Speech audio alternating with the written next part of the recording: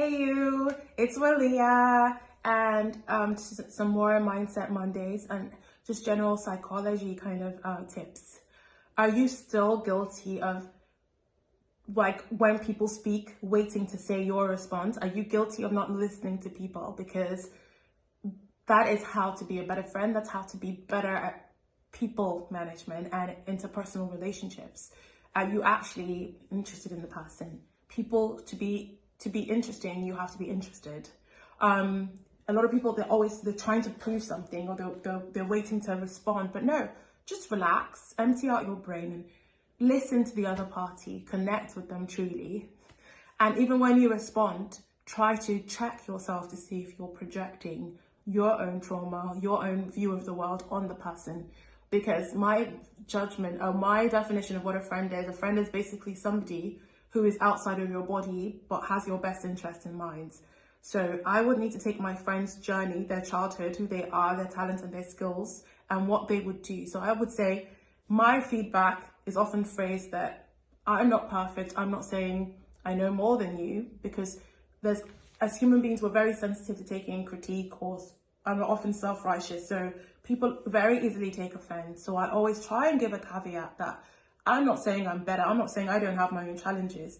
And when somebody's telling you how they feel, with mental health at an all-time high, we need to understand that it's the person has taken a risk, and it's a very brave thing. Or rather, it could also be a compliment that they find us to be a safe space where they can try to be themselves and admit some frustrations they have.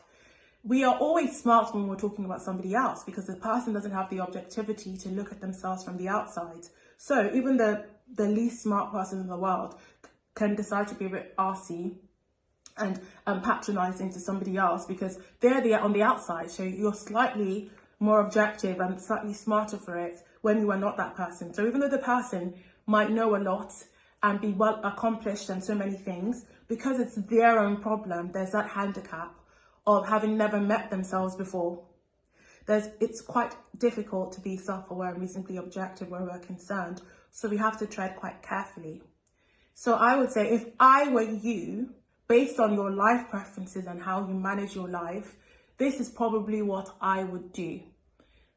Yeah, and you could also then say, if for me, what I would do if it was my life and it was happening in, based on my personality, this is my opinion for if I was in that scenario. But it's you in the scenario. So there's two different bits of advice we need to understand. There's a knee-jerk reaction of what we passionately believe is the right thing to do. But that person might have a different religion, set of morals, a different lifestyle, a different timeline, and we need to bear that in mind. So on that note, we need to just try and have that empathetic bridge, because the world is full of people constantly putting up posts in solidarity for mental health, for people who had depression and didn't make it through. But there's so many people in their lives around them who need their support. How can we get more empathetic with each other? We all have so much work to do to connect and to really be there for each other. And that's one of the things that I want to keep coming back to, and different ways in which we can address this on this channel. Thank you for listening.